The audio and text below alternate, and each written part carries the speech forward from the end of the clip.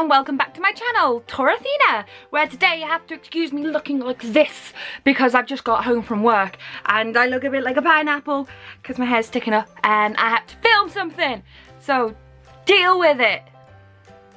Do you like my new canvases?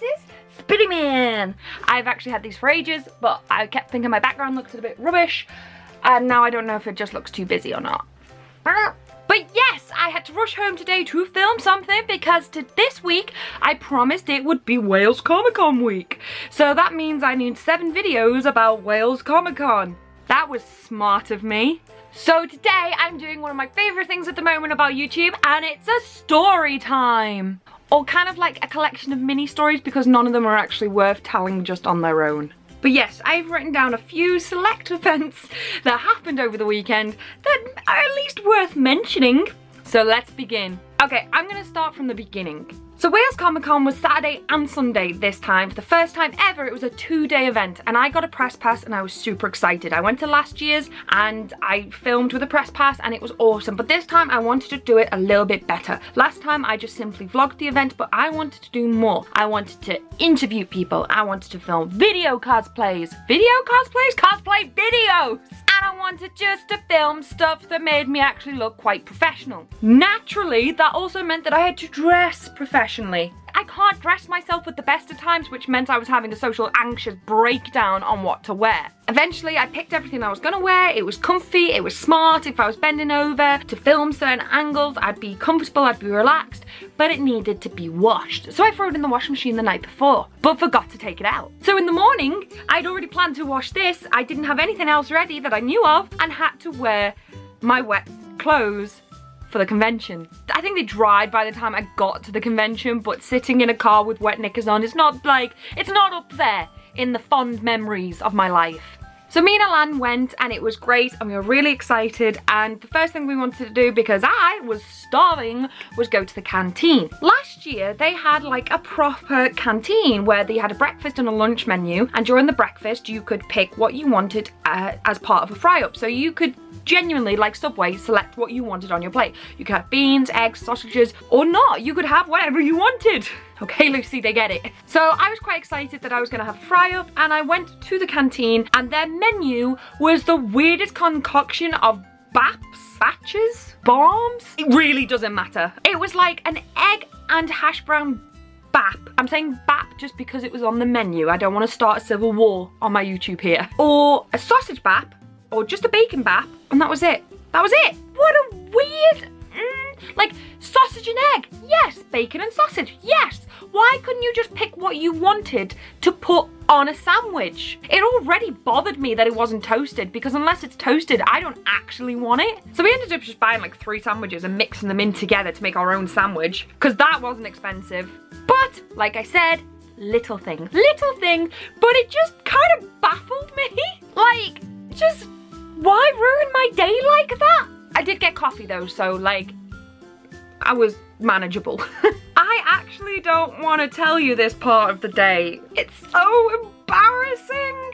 By the end of Saturday, things were actually looking pretty good. We'd already interviewed one person, filmed a lot of cosplayers, and we were having a relatively really good time. My social anxiety was just all over the place. One minute I couldn't even go near someone and then Alan had to approach them to ask if they could take a picture or do an interview. Or sometimes I would just grab someone and be like, "You, I need to film you!" By the end of the day, Alan wanted to grab more celebrities and he was going up to them and asking if we could interview them, and naturally they were like, of course you can, because they knew that that was one of the reasons they were there, to help promote themselves and help press out. But I also forgot how draining the day can be for me. Cons take it out of me. And by the end of the day, I was just in my own little world, genuinely zombified, walking around. And I saw a sign at Mark Mia's table, and I knew Mark Mia was there. I've just never met him. He's a voice actor. He does Commander Shepard in Mass Effect. And I saw on his sign, it said voice actor for Mass Effect, and Baldur's Gate. And I got really excited because Baldur's Gate is one of my favourite games. And I said out loud as we were walking away, quite far away from the table, Baldur's Gate, who is he in Baldur's Gate? That's one of my favourite games. And as I'm kind of saying that to Alan, someone looks up at Mark Mear's table and kind of says, well, I thought he said, well, ask me.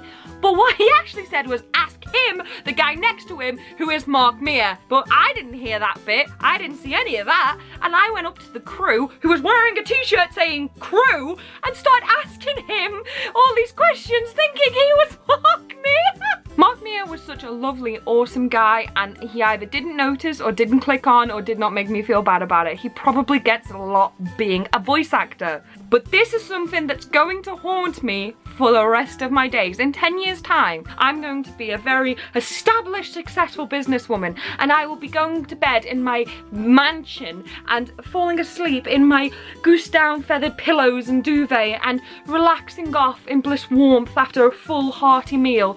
And just as I'm drifting off, my brain's gonna go, do you remember 10 years ago you thought the crew was Mark Mear? And that's it, I'll be awake and I won't sleep again forever. It's just gonna haunt me. So yeah, that was the time I thought a crew volunteer was Mark Mear. So I'm gonna fast forward now to Sunday. Sunday actually kind of went off without a hitch. I didn't do any interviews because it was just far too busy, but I was fine with it. I was happy with the interviews that I had done the day previous. We filmed loads of cosplay videos and I was feeling really, really good about it all. But one thing I did know that I wanted to do was a Wales Comic Con haul and giveaway. I had that in mind already. So on the Sunday I decided to spend what little pennies I had left to go around and get a little goodie bag together for you guys. Obviously I had to take into account postage and stuff like that. If I was looking at these canvases, but then I knew that would cost far too much to post out. So I actually thought one of the best things to get is comic books. They're light, they're small, and usually the artist is there to sign. And that's an awesome giveaway. Unfortunately, the only thing about Wales Comic Con this year was the artist village was actually tiny. There was only about 3 artists there. So I didn't think much of it. I decided to go to all 3, buy their comic and have it signed. I went to the Hellbound Media Table, who I knew first, and bought one of their comics for £3.50 and they all signed it for me and I was made up with it. So I was like, bam! 1 comic down. Went to the second table. So I got to the second table, he had 2 comics that he was selling. Both on the cover said $3.99. Usually that means between £3 and £3.50, which I was happy with. That's what I bought the first comic for. And the comic seemed really cute and really nice, and as I was talking to the artist more and more and more, he was selling me the comic to the point where I was like, do you know what? I'm gonna get 2 comics. I'm gonna get one for you guys and one for myself. And I was really, really happy. I then turned to him and say, how much is this comic? Expecting it to be about £3 or £3.50. And he went, that comic's £5. Now I don't know about you, but if you saw something in the shop for £3.50 and you went to the counter to go buy it and you rung it up and they went, £5 please, how are you gonna react? Are you gonna go, oh excellent, it's more money than I thought, more money than priced, here, take my £5? Or are you gonna be the most British person possible and react like this? Oh, that's good, that's a good price, yeah, just, I'm gonna carry on talking to you for another 10 minutes with no intention of buying the comic, okay, yeah. Because that's what I did. It wasn't even that it was £5. £5 is not the most expensive comic at a convention because you get to meet the artist, they get to sign it. You know, overall, it's a fair price. But it was the principle. Do you know what? I've got business all wrong. That's what I'm gonna start doing. I'm just gonna start putting prices on my shop. But when they bring it to the counter, I'm just gonna charge what I want. Probably double. See how it works. Okay, we're here now for kind of the entire reason why I actually made this story time video. And honest to God, I have to get it off my chest because I wanted to murder her. And it's such a petty little thing, but if I don't get it out, this bubbling, growing rage pit in my stomach is going to explode and I'm going to die. So we go to table 3, the third and final table, of which, let's remember, I only have 1 comic at the moment for the signed giveaway. So I'm getting pretty desperate. And we get to this table and this guy is selling his comics for £3 each. An excellent price if I do say so myself. And the guy was the artist, so he could sign the comic. And he had 6 issues there. I approached this table at the same time this other girl approaches the table, except she starts talking to the artist first. She picks up issue 1 to have a look at it as the artist is talking to her. I noticed there's only one issue left, so I picked that up as well. Therefore, all issue 1s are off the table. I'm a bit gutted about this because whenever I buy comics, especially if I know I'm giving them away, I kind of still want to buy one for myself. This is where it gets petty and unbelievably dramatic on my end. As she's talking to the artist, she puts the comic back. Not on the other comics, which kind of implies I'm still interested in it, but I just don't want to hold it right now. She put it back in the empty slot where the comic was previously living. What does that say to you? To me, it says she's done with that comic. She's not interested in it. She's not going to buy it. She has put it back. I wait 60 seconds. I even counted. I waited a good, long, hard minute. She didn't pick up the comic, so I picked up the comic. That was sitting there in its previous, original, proper location that she put down. And guess what she said? She quickly turned to me and said, "You're not going to buy that comic, are you?" And I said, I have to admit I was a bit rude and I do feel bad, but at the same time I kind of don't. Why do you want it? But kind of exactly like that. And she said, yes, I was totally going to buy it. What I wanted to say was, then why put it back? But instead, I said nothing and just kind of shoved it back at her. And then she bought all 6 and ran off. And then I felt really bad because I was like, I'm so rude to her. I'm wearing press. I should be professional. Right in front of the artist, I seemed like a moody little bitch. I didn't make a scene, but I obviously wasn't happy with it. But then the more I thought about it, I was like, no, I was in the right. But she put it back. She didn't put it down. She put it back. Tell me what you think.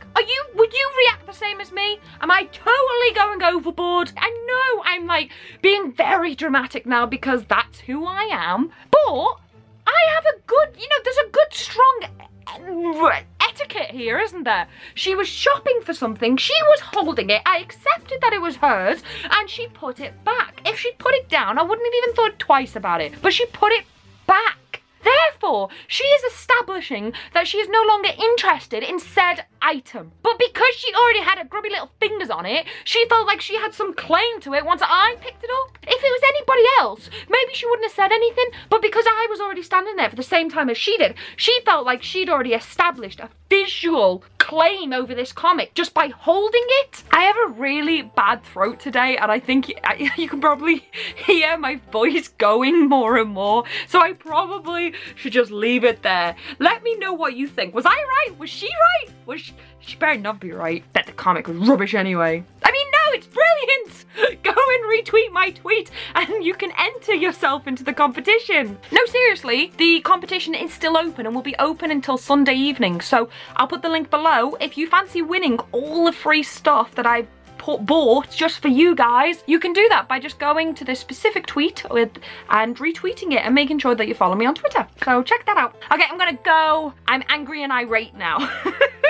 Thank you so much for watching. Like, subscribe, and comment if you haven't already, and I will see you very soon. Bye!